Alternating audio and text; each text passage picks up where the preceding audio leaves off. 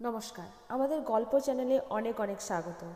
মণিদা ছোটদার বন্ধু। আমাদের বাড়িতে কেউ তাকে পছন্দ করে না। পাড়ায় মণিদার খুব বদনাম। ছোটদার মণিদা একসঙ্গে এমএসসি পড়ে। কম্পিউটারে মণিদা বেশ দক্ষ। কোনো সমস্যা হলে ছোটদা মণিদাকে বাড়িতে ডেকে নিয়ে আসে। বড়দা বলে, তোরা দুজনেই এমএসসি পড়ছিস, তাহলে সাহায্যের জন্য ওকে ডাকতে হয় কেন? দেখো বড়দা, ওর এই ব্যাপারে আলাদা ন্যাক আছে, সে তুমি বুঝবে না। মণিদা এলেই তার চোখ রাডারের মতো আমাকে খোঁজে। আমি বুঝতে পারি। সামনে যাই না, আড়াল থেকে দেখি। মণিদার বদনামের কথা ভেবে মণিদাকে দেখলে আমার গা ছমছম করে। কি নিয়ে বদনাম মণিদার আমি ঠিক জানি না, জানতে ইচ্ছে হয়। আমি ছোট বলে সবাই আমাকে এড়িয়ে যায়। কম্পিউটারে বসে কি করছে মণিদা ছোটদার পাশে বসে আছে। দোতলা থেকে মা মণি মণি বলে ডাকাডাকি শুরু করেছে। আমি ওপরে উঠে গেলাম। আমার নামও মণি, মানে মণিমালা, আর মণিদার নাম মণিশঙ্কর। খুব মজার, তাই না? ওই বদ ছেলেটা নিচে এসেছে, তুই ওখানে কি করছিলি? কার কথা বলছো? কে এসেছে? আমি তো আমার ঘরে পড়ছিলাম। খোকাটা কেন যে ওই নোংরা ছেলেটাকে বাড়িতে আনে! ছি ছি, এই বয়সে ওই সব! মায়ের কথা বোধগম্য হয় না মণিদা কেন নোংরা? আমার কৌতূহল আরও বাড়িয়ে দেয়। আমাদের স্কুলের শ্রেয়া খুব পাকা, ওর আবার লাভার আছে। একদিন ওকে জিজ্ঞেস করেছিলাম, মণিদাকে সবাই কেন খারাপ বলে জানিস? হিহি হাসিতে গড়িয়ে পড়ে। আর হাসি থামলে বলল, তোর দাদার বন্ধু, তুই জিজ্ঞেস করতে পারিস না? রাগ হয়, বললাম থাক, তোকে বলতে হবে না। আমি ভালো জানি না, শেখর আমাকে বলেছে দেবযানী আন্টির সঙ্গে নাকি সব করেছে। কি করেছে অত বলতে পারবো না, শেখর যা বলেছে তাই বললাম। শেখর বানিয়ে বানিয়ে বলতেও পারে। জিজ্ঞেস করি কি করে জানলো শেখর? রেগে গেল শ্রেয়া, বলল, দেখ মণি, শেখর ওরকম ছেলে নয়, লোকের নামে মিথ্যা বলে বেড়াবে। আর সবাইকে তো বলেনি, শুধু আমাকে বলেছে। আমাকে ও সব কথা বলে। লাভারের কথায় একেবারে গদগদ। শেখরকে আমি দেখেছি, দেখতে তেমন কিছু না। নিজের লাভারকে সব মেয়েই মনে করে উত্তম কুমার। মণিদার প্রতি আমার কোনো দুর্বলতা নেই। আমি এড়িয়ে চলি। বাড়ির সবাই ওকে দুচ্ছাই করে বলে। কেমন একটা মায়া জন্মে গেছে। কে জানে দেবযানী আন্টির সঙ্গে কি করেছে। রাস্তার মোড়ে হলুদ রঙের বাড়িটা দেবযানী আন্টিদের। স্বামী স্ত্রী দুজনেই চাকরি করে। পাড়ায় খুব একটা মেশে না, সেই রাগ থেকেও বদনাম রটাতে পারে। দেবযানী আন্টির পাশের বাড়িটা ডলি পিসিদের। ডলি পিসি আমাদের পাড়ার মেয়ে, বিয়ের পর শ্বশুরবাড়ি চলে গেলেও বিধবা হয়ে আবার ফিরে এসেছেন ভাইদের সংসারে। ডলি পিসির লাইফটা খুব স্যাড। বিদ্যাসাগরের বিধবা বিবাহ আন্দোলন পড়তে পড়তে আমার ডলি পিসির কথা মনে পড়তো। মাঝে মাঝে আমাদের বাড়ি আসে মায়ের সঙ্গে গল্প করতে। ডলি পিসিকে সবাই বলে গেজেট। পাড়ার সব খবর ডলি পিসির নখদর্পণে। কে জানে, ডলি পিসি হয়তো মায়ের কান ভারী করে থাকতে পারে। আসল সত্যিটা কি মণিদাই বলতে পারবে। তেরাস্তার মোড়ে সন্ধেবেলা ছোটদার বন্ধুরা জড়ো হয়, আড্ডা মারে। মোড় পেরিয়ে যেতে লক্ষ্য করেছি, হাত দোলাতে দোলাতে টেরিয়ে মণিদা আমাকে দেখছে। কিছু বুঝতে পারিনি, এমন ভাব করে আমি চলে যেতাম। একটু দূরে গিয়ে ঘাড় ফিরিয়ে দেখতাম করুণ দৃষ্টিতে তাকিয়ে আছে মণিদা। মনে মনে খুব হাসতাম। কোনো মেয়ের দিকে কোনো ছেলে যদি ফিরেও না দেখে, মেয়েটির কাছে তা মর্মান্তিক বেদনাদায়ক। অবশ্য তাকালেই যে প্রেমে পড়তে হবে তা বলছি না। কেউ কেউ একাধিক লাভার আছে বলে জাঁক করে। আমাদের ক্লাসের ফাল্গুনি বলে তার নাকি 3টে লাভার। পারমিতা আড়ালে বলে গুল মারার জায়গা পায় না। কি আমার রূপসীরে ওর সব পদে ভিড় করেছে। পদে কথাটায় আমরা হো হো করে হেসে উঠি। উচ্চ মাধ্যমিক পাশ করে কলেজে পড়ি। শ্রেয়ার সঙ্গে শেখরের প্রেম কেটে গেছে। অবাক লাগে যে শেখর বলতে এক সময় অজ্ঞান, এখন শ্রেয়ার কাছে সবচাইতে জঘন্যতম সেই শেখর। শ্রেয়া শুনেছি কো এডুকেশন কলেজে ভর্তি হয়েছে। আমারও ইচ্ছে ছিল বেশ ছেলেদের সঙ্গে পড়বো, কিন্তু বড়দা নিজে আমাকে মর্নিং সেকশনে ভর্তি করে দিয়েছে। একদিন কলেজ থেকে ফিরে মাথায় শ্যাম্পু করলাম, খাওয়া দাওয়ার পরে ছাদে গেলাম চুল শুকোতে। বাবা বড়দা অফিস চলে গেছে। ছোটদার পরীক্ষা শেষ, মার কাছে শুনলাম বন্ধু বান্ধব নিয়ে সিনেমা দেখতে গেছে।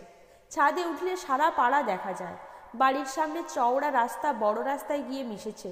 পিছন দিকে সরু গলি, বই বাঁধানো ছাপা দোকান। দেওয়ালে লেখা, এখানে প্রস্রাব করিবেন না। তবু বেগ সামলাতে না পেরে অনেকে গলিতে ঢুকে পড়ে। ধুতির লুঙ্গিরা বসে কাজ করে, আর প্যান্টের দল দাঁড়িয়ে কল খুলে দেয়। বাড়ির কাছে এসে ছোটদাকেও দেখেছি গলিতে ঢুকে কাজ সেরে নেয়। ছোটদাটা এমন অসভ্য বলে কিনা মুক্তাঙ্গনের আলাদা আমেজ। মেয়েদের তো নল নেই যে যেখানে সেখানে বের করে দেবে। কলেজে মধুমিতা, ঝর্ণা, বন্দনা আমরা একসঙ্গে পাছা খুলে বাথরুম করতে করতে গল্প করি। লজ্জা করে না। একদিন তো ঝর্ণারটা দেখে বন্দনা বলল, কী রে তুই কামাস? মধুমিতা বলল, ছাড় তো, ফরেনাররা সবাই কামায়, ওদের শরীর দেখবি একেবারে পরিষ্কার। সবাই হিহি করে হেসে ওঠে। মধুমিতা রেগে গিয়ে বলল, তুই দেখেছিস? আমরা অবাক হয়ে অর্পিতার দিকে তাকালাম। অর্পিতা কোমরের ভেতর থেকে একটা বই বের করে দেখালো। পাতায় পাতায় ল্যাংটা ছেলে মেয়ের ছবি, মসৃণ তলপেট। ঝর্ণা বলল, এই অপু, তুই বলেছিলি আমাকে দিবি? গল্পটা পড়ে দেখিস, হেব্বি লিখেছে, ইচ্ছে হবে। অর্পিতা বলল। কী সব অসভ্য কথা বলে, অর্পিতার মুখে কিছু আটকায় না। এইসব কথা শুনতে ভালো লাগে না।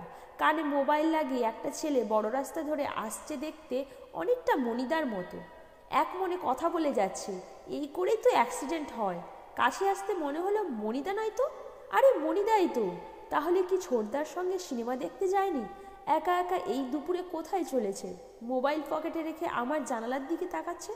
দেখতে পাইনি, আমি ছাদে দাঁড়িয়ে আছি। খুব মজা লাগলো। মনে মনে বলি, যতই লাইন লাগাও মণিমালা চক্রবর্তী ফাঁসছে না। এ কি, গলিতে ঢুকছে কেন? কাদের বাড়ি যাবে? দাঁড়িয়ে এদিক ওদিক দেখে, ও মা, প্যান্টের জিপার খুলছে, হিসি পেয়েছে। জিনিসটা বের করার আগে আমি কার্নিশ থেকে সরে এলাম। দেওয়ালে লেখা আছে নিষেধ, তবু ওইখানেই করতে হবে। অদম্য কৌতূহল কার্নিশের কাছে আবার আমাকে টেনে নিয়ে গেল।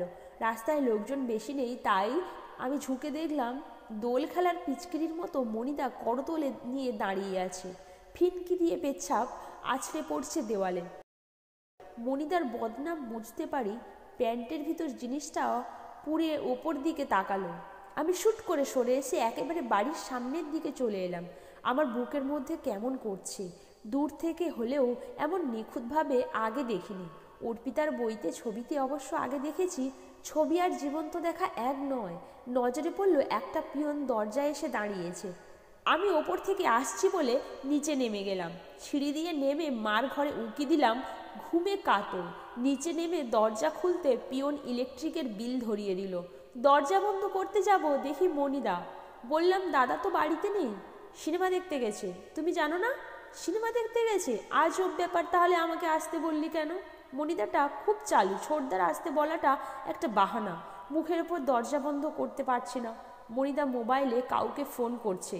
আচ্ছা সমু, আমাকে মিথ্যে দৌড় করালি কেন? তুই বললি অ্যান্টিভাইরাস ডাউনলোড করতে হবে। না না, রাগের কথা নয়, আচমকা ঠিক হতেই পারে, কিন্তু একটা ফোন তো করতে পারতিস। মনি আছে, দেব? মনি তোমার ছোটদা, কথা বলো। মোবাইলটা আমার হাতে দিল। তাহলে মিথ্যে ফোন নয়। বলো ছোটদা, তোমার ঘর খুলে দেব? ঠিক আছে, দেখবো, রাখছি। ছোটদাটা খুব অসভ্য, বলে কিনা ওকে বিশ্বাস নেই, একটু নজর রাখিস। এ তো ঘুরিয়ে চোর বলা। নিজের বন্ধুর সম্পর্কে এরকম ধারণা আমার ভালো লাগে না। মনিদা কি সত্যিই সুযোগ পেলে এটা ওটা সরিয়ে ফেলতে পারে? চোখ তুলে দেখলাম আমার মুখের দিকে তাকিয়ে আছে মনিদা। অস্বস্তি বোধ হয়। বললাম, এসো মনিদা। খারাপ লাগছিল। একটু আগে ছোটদা মনিদার সম্পর্কে কি সব বলছিল। চাবি এনে দরজা খুলে দিলাম। মনিদা কম্পিউটার অন করে খুটখাট বোতাম টিপতে টিপতে, মনি, তোমার কম্পিউটার শিখতে ইচ্ছে হয় না? কি হবে, শিখো। আমি লক্ষ্য করছি মনিদা অন্য কিছুতে হাত দেয় কিনা। ছোটদার উপর রাগ হয়। তুই থাকবি না যখন কি দরকার আসতে বলা? মনিদা নিচু হয়ে কি যেন তুলল, তারপর আমার দিকে তাকিয়ে বলল, দেখেছো সমুর কাণ্ড? একেবারে ক্যালাস। একটা 100 টাকার নোট আমার দিকে এগিয়ে দিল। মনিদা আমাকে টাকাটা ফেরত নাও দিতে পারত, আমি তো খেয়াল করিনি। তুমি সমুকে না বললে টাকাটা তোমার হয়ে যাবে, কাজ করতে করতে বলল মনিদা। তাহলে ভাববে টাকাটা তুমি হাতিয়েছ? মজা করে বললাম। ভাবলে ভাববে, লোকে তো কত কিছুই বলে, আমি পরোয়া করি না। একটু সাহস বেড়ে গেল। কথাটা জিজ্ঞেস করবো কিনা ভাবছি। জিজ্ঞেস করলাম, লোকে খালি খালি বলে? মনিদা ঘাড় ঘুরিয়ে আমার দিকে কিছুক্ষণ তাকিয়ে বলল, আমি মিথ্যে বলি না, আর তোমাকে তো বলতেই পারবো না। লোকে খালি খালি বলে বলছি না, তবে তিলকে তাল করতে ভালোবাসে। আমাকে মিথ্যে বলতে পারবে না কেন? মুখ ফসকে বেরিয়ে গেল কথাটা। হলো, মনিদা চোখ নামিয়ে নিল। মনে হলো লজ্জা পেয়েছে। মনিদা বললে, সে তুমি বুঝবে না। কেন বুঝবো না? আমি হয়তো বুঝিয়ে বলতে পারবো না। খুব চালু, এখন কথা ঘোরানো হচ্ছে। প্রত্যেকেরই একটা জায়গা থাকে যেখানে তাকে সারেন্ডার করতে হয়। তাতে লজ্জা নেই, বরং একটা আলাদা আনন্দ। কি কথায় কি এসে যাবে, আমি আর কথা বাড়ালাম না। বললাম, তুমি যা করতে এসেছো করো, আমি বক বক করে তোমাকে ডিস্টার্ব করছি। ডাউনলোড হচ্ছে, আর কিছু করার নেই। যতক্ষণ না হচ্ছে বসে থাকো। কি ডাউনলোড হচ্ছে দেখার জন্য চৌকি থেকে নেমে একটা টুল নিয়ে মনিদার পাশে গিয়ে বসে জিজ্ঞেস করলাম, আচ্ছা মনিদা, তোমাকে একটা কথা জিজ্ঞেস করব? একটা কেন মনি, তোমার যা ইচ্ছে জিজ্ঞেস করতে পারো। না থাক, নিজেকে সংযত করলাম। থাকবে কেন? মনি প্লিজ বলো তুমি কি জিজ্ঞেস করবে, না জিজ্ঞেস করলে আমি সারা রাত ঘুমোতে পারবো না। তোমার সারা রাত ঘুম না হলে আমার কিছু যায় আসে না। ভেবেছ আমি তোমাকে প্রেম নিবেদন করব? মণিশঙ্কর দিবাস্বপ্ন দেখা ছাড়ো। তোমার আমার স্ট্যাটাস ভুলে যেও না। বাড়িতে এখন কেউ নেই, দাদাদের ফিরতে দেরি আছে। বুদ্ধুটাকে নিয়ে একটু মজা করলে কেমন হয়? ওর ধারণা মণিমালা কিছু জানে না। কি বলে দেখি জিজ্ঞেস করলাম। মণিদা লোকে খালি খালি তোমার বদনাম করে। বদনাম? মণিদা হতভম্ব প্রশ্নটা আশা করেনি, উত্তেজিত হয়ে বলল, ওই বিধবা মাগিটা। সরি মুখ ফুসকে বেরিয়ে গেছে। মণি তুমি জানো না বিয়ের আগে ডলি পিসির এ পাড়ার রেকর্ড। ডলি পিসির কেন তাড়াতাড়ি বিয়ে দিয়েছে জানো? সমুকে জিজ্ঞেস করো। কিন্তু বেচারির ভাগ্য খারাপ, পুরনো বাড়িতেই ফিরে আসতে হলো। ডলি পিসি খারাপ তার মানে তুমি ভালো? মণিদা মাথা নিচু করে কি ভাবে। কি জিজ্ঞেস করব শুনতে চাইছিলে না? এখন মুখে কথা নেই কেন? কেন বদনাম ঠিক না জানলেও কিছু একটা হয়েছে, তাতে আর সন্দেহ নেই। এক পলক আমাকে দেখে মণিদা বলল, তুমি দেবযানী আন্টির কথা জিজ্ঞেস করছো? মনে মনে ভাবি, ঠাকুর ঘরে কে আমি কলা খাইনি? আমি তো কারোর নাম বলিনি। সবাই নিজের মতো করে গল্প সাজিয়েছে, তুমিই প্রথম যে সরাসরি আমাকে জিজ্ঞেস করলে। তোমার কাছে কিছুই গোপন করব না, তাতে আমার বোঝা হয়তো একটু হালকা হবে। সিনেমার ডায়লগ ঝাড়ছে, মেয়েদের সামনে ওইরকম সবাই ঝাড়ে। আমি কিছু বললাম না। স্টেট ব্যাংকের নিয়ম সবাইকে একবার প্রত্যন্ত অঞ্চলের ব্রাঞ্চে যেতে হবে। সঞ্জীব কাকু নিজেই রিটায়ার হওয়ার আগেই কালিম্পলের যে বদলি হয়েছেন, যাতে শেষ বয়সে ঝামেলা না পোহাতে হয়। মেসোমশাই জানেন এসব নিয়ম। মেসোমশাই আমার বাবা, একটা ব্রাঞ্চের ম্যানেজার। কিন্তু সঞ্জীব কাকুর কথা কেন আসছে? এ তো দেখছি ধান ভাঙতে শিবের গাজন। আলতু ফালতু কথা বলে আমাকে ভোলাতে পারবে না। বুঝতে পারছো, দিনের পর দিন একা মহিলার সময় কাটানো দুর্বিষহ। তাতে তোমার দরদ উঠলো। মাসির বয়সে তোমার বিবেকে একটু বাঁধলো না? বই পড়ে টিভি দেখে কম্পিউটার নিয়ে ঘাটাঘাটি করে সময় কাটায়। সেদিন ছিল শনিবার, রাস্তার মোড়ে দাঁড়িয়ে আড্ডা দিচ্ছি, আমাকে ডেকে আন্টি বলল, মণি একবার আসিস তো, দরকার আছে। জিজ্ঞেস করলাম এখন? বললেন কাল দুপুর। কোনো কাজ আছে? তোমাকেই বলল। ওখানে তো ছোটদাও ছিল। মণিদা হাসলো, উদাস গলায় বলল, সমু ব্যাংক ম্যানেজারের ছেলে, তাকে ভরসা হয়নি, বরং বাজারে ছোটোখাটো এক দোকানদারের ছেলেকে দিয়ে অনায়াসে 5-4 মাস খাটানো যায় ভেবে আমাকে বলেছিলেন। মণিদা কি আমাকে খোঁচা দিতে কথাটা বলল? আমার ব্যবহারে হয়তো তাচ্ছিল্যের ভাব প্রকাশ হয়ে থাকতে পারে। বললাম, মণিদা তুমি নিজেকে তো ছোট ভাবো কেন? আমি নিজেকে ছোট ভাবি না, লোকের কথা বললাম। অবশ্য তোমার কথা আলাদা। যাক ছাড়ো, কে কি ভাবলো আমি পরোয়া করি না। রবিবার দুপুরবেলা আন্টির বাসায় গেলাম। আন্টি জিজ্ঞেস করলো, হ্যাঁ রে মণি, তুই নাকি কম্পিউটারে খুব এক্সপার্ট। কেন, কোনো প্রবলেম হচ্ছে? একটা ব্যাপারে ডেকেছি, তুই কাউকে বলিস না। কী রে, বলবি না তো? তারপর কম্পিউটার খুলে জিজ্ঞেস করলো, এই ফিল্মটা কি করে দেখা যাবে? আন্টির বুক আমার মাথায় লাগছে, আমি ঘামছি। বললাম, আগে ডাউনলোড করতে হবে। মণিদার কথা বুঝতে পারছি না, কি বলছে ডাউনলোড ফোর? জিজ্ঞেস করি, কোন ফিল্ম কম্পিউটারে রয়েছে, ভালো করে বুঝিয়ে দাও। শোনো মণি, কম্পিউটারে অনেক ভালো দিক আছে, আবার কিছু খারাপ দিক আছে। জ্ঞান শুরু হয়ে গেল। মণিদা ভীষণ ভনিতা করে বিরক্তিকর। বললাম, জিজ্ঞেস করলাম এক কথা, তুমি কম্পিউটার নিয়ে পড়লে। দেবযানী আন্টির ব্যাপারটা এড়িয়ে যাচ্ছ। এই তো বললাম। আন্টি ছবি দেখতে দেখতে এমন এক্সাইটেড হয়ে গেলেন, জানালা খোলা ছিল। ডলি পিসি লুকিয়ে আমাদের দেখছিল, সেদিক খেয়াল করিনি। আন্টি এক্সাইটেড হয়ে গেল, আর তোমার কোনো দোষ নেই। আমি তাই বললাম, দেখো মণি, কেউ যদি তোমার নাকের সামনে একটা গোলাপ ফুল ধরে আর তুমি দম বন্ধ করে থাকলে যাতে তোমার নাকে গন্ধ না যায়, কিন্তু কতক্ষণ তুমি দম বন্ধ করে থাকবে বলো? কি ছবি, আমাকে একটু দেখাবে? না মণি, তুমি ওসব দেখো না, বিশ্রী ছবি। আবেগরুদ্ধ গলায় মণিদা বলল। আমার মাথায় কি ভূত চেপেছিল জানি না। বললাম, তুমি কিন্তু বলছো আমার কথা তুমি অবহেলা করতে পারবে না। তাহলে ঠিক আছে, তুমি যখন জিদ ধরেছো, কিন্তু একটুখানি দেখেই বন্ধ করে দেব। খেয়াল নেই আমার মণিদার গায়ে গা লাগিয়ে বসে মনিটরের দিকে তাকিয়ে আছি। একটি মেয়ে শুয়ে আছে গায়ে চাদর। বাইরে থেকে একটা লোক ঢুকলো মেয়েটির ঘরে। মধুমিতা ঠিকই বলেছিল। আমি আর চোখে মণিদাকে দেখলাম, মাথা নিচু করে বসে আছে। মণিদা আমার কাঁধে হাত রাখলো। আমি কিছু বললাম না। মণিদা বলল, মনীষণা, এবার বন্ধ করে দিই? না, দাঁড়াও আর একটু। আমি বাধা দিলাম আর মণিদার দিকে তাকালাম। মনিদা নিচু হয়ে আমার ঠোঁটে ঠোঁট রাখলো। আমি জড়িয়ে ধরি। লজ্জায় চোখ বুজালাম আমি ঘাড় কাত করে চোখ বুজে পড়ে রইলাম। তারপর জাপটে ধরি মনিদাকে। তারপর উঠে আমার মোবাইল নিয়ে বাটন টিপতে কম্পিউটারের পিছনে মনিদার ফোন বেজে উঠল। মনিদা ফোনটা তুলে নিয়ে আমার দিকে দেখলো কিছুক্ষণ। চোখ বুজে বুঝতে পারছি। ধীরে ধীরে স্তম্ভিত ফিরে এলো আমার। ছি, এ আমি কি করলাম? বাথরুমে গিয়ে অপ্রীতিকর আশঙ্কায় বুক কেঁপে উঠল। কিছু হলে আমি মুখ দেখাবো কি করে? কেন যে এমন ছবি দেখতে গেলাম? সন্ধেবেলা একটা মেসেজ এলো, মনিদা পাঠিয়েছে। কি করে জানলো আমার নাম্বার? আমার ঘরে এসে ভালো করে পড়লাম। চিন্তা করতে মানা করছে। কাল সকালে কলেজ যাবার সময় তেরাস্তার মোড়ে একটা ট্যাবলেট নিয়ে অপেক্ষা করবে। খেলে আর কোনো ভয় থাকবে না। কে আসছে মনে হলো। মোবাইল পাশে সরিয়ে রাখলাম। ছোটদা ঢুকে জিজ্ঞাসা করলো, তোকে এত করে বললাম নজর রাখিস কেন, কি হয়েছে? কম্পিউটার টেবিলে একটা 100 টাকার নোট ছিল, পাচ্ছি না। নিশ্চয়ই ওই ব্যাটা সরিয়েছে। দেখ ছোটদা, না দেখে কাউকে সন্দেহ করা ঠিক না। আমি সারাক্ষণ ছিলাম। তাহলে কি উড়ে গেল? উড়ে যাবে কেন? ভালো করে দেখ তুই কোথায় রেখেছিস, কতটুকু চিনিস ওকে। এখন দেখছি আমারই ভুল হয়েছে ওকে ডাকা। তুই এমন বলছিস যেন দয়া করে ডেকেছিস। স্বার্থ ছিল বলেই ডেকেছিস। যে জন্য ডেকেছিলি তা কি করে দেয়নি? ছোটদা ভুরু কুচকে আমার দিকে তাকিয়ে জিজ্ঞেস করে, কি ব্যাপার বলতো? তুই হঠাৎ ওর হয়ে ওকালতি করছিস? ওকালতি করলাম কোথায়? আমি কি বলেছি ও টাকা নেয়নি? আমি বলেছি নিশ্চিত না হয়ে কাউকে দোষারোপ করা ঠিক না। ছোটদা রাগ করে চলে গেল। ভেবেছিলাম টাকাটা দিয়ে দেব। ছোটদা এসে এমন শুরু করলো, অন্য কথায় জড়িয়ে পড়লাম। এখন আর দেওয়া যাবে না। দিলে ভাববে মনিদাকে বাঁচাতে আমি টাকা দিচ্ছি। মনিদা আমার বিপদের কথা ভেবে চিন্তিত না হলে মেসেজ করবে কেন? কাল সকালে বলেছে ওষুধ দেবে। মেসেজটা পড়ার পর একটু স্বস্তি পাচ্ছি।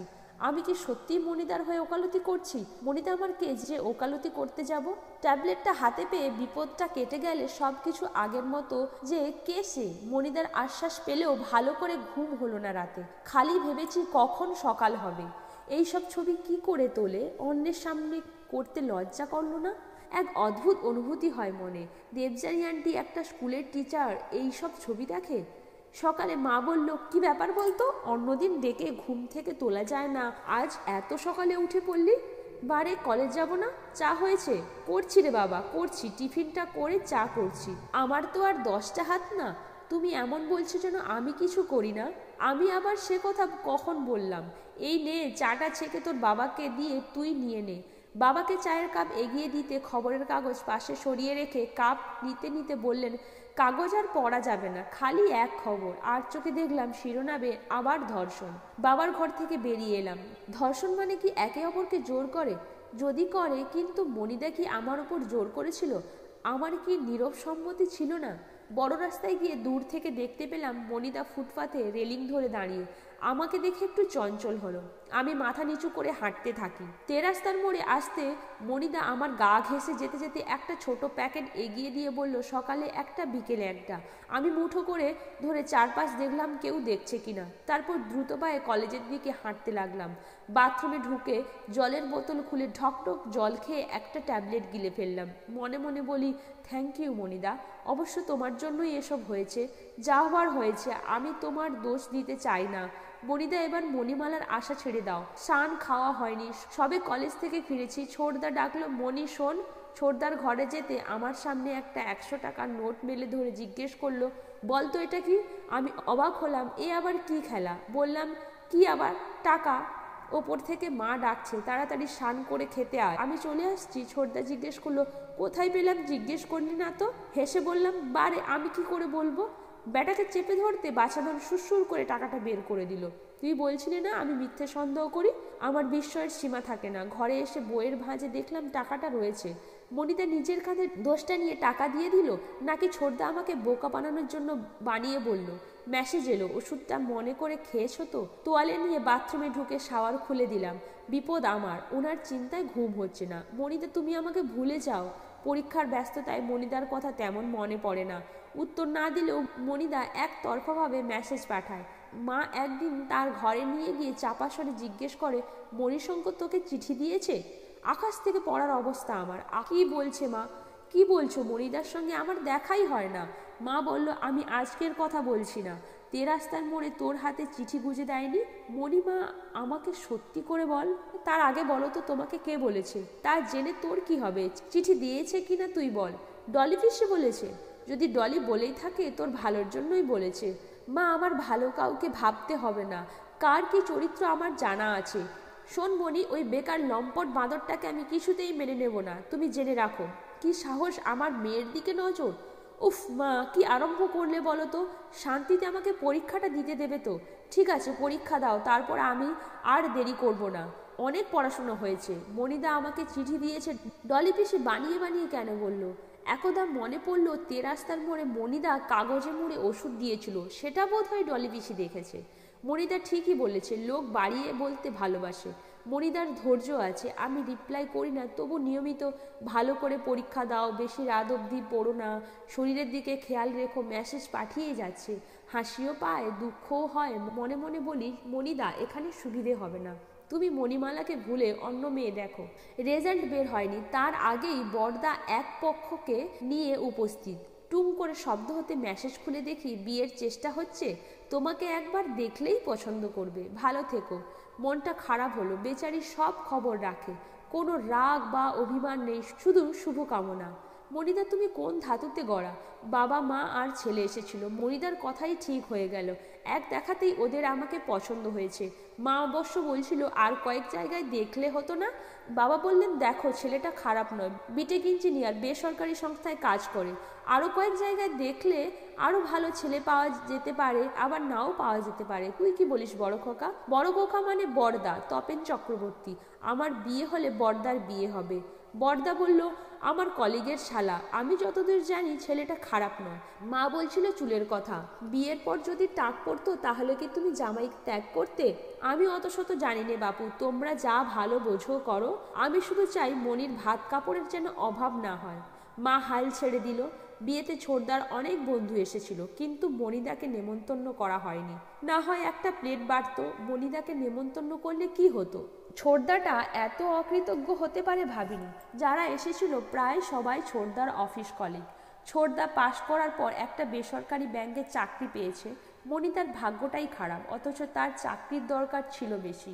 একটা গানের কথা নিশ্চয়ই সবার মনে আছে, রোদ জ্বলা দুপুরে সুর তুলে নুপুরে, বাস থেকে তুমি যবে নামতে, একটি কিশোর ছেলে একা কেন দাঁড়িয়ে, সে কথা কি কোনোদিন ভাবতে?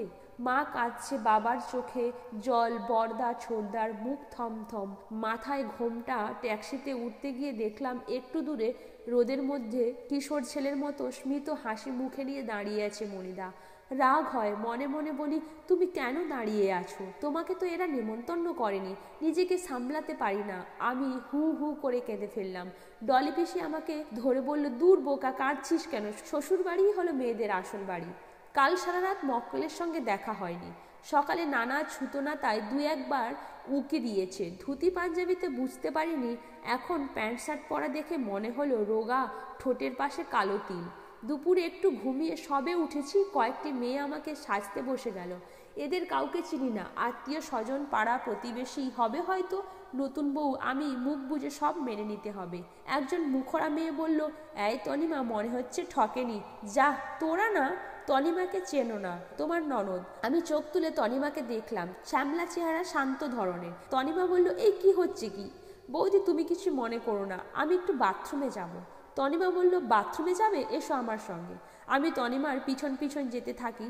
পিছন থেকে কে একজন বলল, বাথরুমে ব্যাগ নিয়ে কি করবে? ভয় নেই, কেউ তোমার ব্যাগ চুরি করবে না। ওরা জানে না ব্যাগে কি আছে। আমি জানি অতনু আজ আমাকে ছাড়বে না। কন্ট্রাসেপটিভ পিল এনেছি এক পাতা, তাছাড়া মোবাইল ফোন। পাগলাটাকে বিশ্বাস নেই, যে কোনো মুহূর্তে মেসেজ আসতে পারে। বাইরে দাঁড়িয়ে আছে তনিমা। এত জোরে শব্দ হচ্ছে, শুনতে পাচ্ছে কিনা কে জানে। আসলে অনেকক্ষণ চেপে রেখেছিলাম বলে তীব্র বেগের জন্য এত শব্দ হচ্ছে। চোখে মুখে জল নিয়ে বাথরুম থেকে বেরোতে তনিমা বলল, বৌদি, তুমি কি ক্রিম ব্যবহার করো গো? তোমার স্কিন খুব সুন্দর। আমি হাসলাম। চন্দনের ফোঁটা দিয়ে আমাকে সাজানো হলো। মাইকে সকাল থেকে সানাই বাজছে। আলো ঝলমলিয়ে উঠল সন্ধেবেলা সারা বাড়ি। একটা চেয়ারে আমাকে বসিয়ে দেওয়া হলো। অতিথি গমনাগমন শুরু হয়ে গেছে। আমার চোখ খুঁজে বেড়াচ্ছে কখন আমার বাড়ির লোকজন আসবে। বিয়েতে বলাই হয়নি মণিদার আসার কথা, ভাবি না। রাত 8টা নাগাদ দেখলাম মা এসে পাশে দাঁড়ালো। জিজ্ঞেস করি, এত দেরি করলে? মণিকে বিয়েতে বলা উচিত ছিল, সমুও কিছু বলেনি, আমরাও গরজ করিনি। এর মধ্যে মণিদার কথা আসছে কেন বুঝতে পারি না। আর এখন এসব কথা বলে কি লাভ? কাপড় ঠিক করতে করতে ডলি পিসি এসে বলল, মণিটা ছিল ভাগ্যিস, না হলে আমার আশা হতো না। ট্যাক্সি করে ভাগে ভাগে আসা পাগল। মা বলল, সমু বাস ঠিক করেছিল, শেষ মুহূর্তে বলে কিনা সার্ভিস করতে গেছে। মনির চেনা না থাকলে এত সহজে বাস পাওয়া যেত? ভাড়াও বেশি নেয়নি। এতক্ষণে বিষয়টা বোধগম্য হলো। বাসের জন্য আসতে দেরি হয়েছে। শ্বশুরমশাই দাঁত কেলাতে কেলাতে হাজির। মাকে বলল, কেমন আছেন বিয়ান? এত বয়স হয়েছে, মহিলা দেখলে কেলিয়ে পড়া স্বভাব গেল না। মা বলল, ভালো আছি। আপনি? অষ্টমঙ্গলার দিন পাঠিয়ে দেবেন। দূরে একজন মহিলাকে দেখে জিজ্ঞেস করেন, উনি কি আপনাদের সঙ্গে এসেছেন? মা বলল, না তো। শ্বশুরমশাই মাকে রেখে সেই মহিলার দিকে ছুটে গেলেন। পুরুষদের দিকে খেয়াল নেই।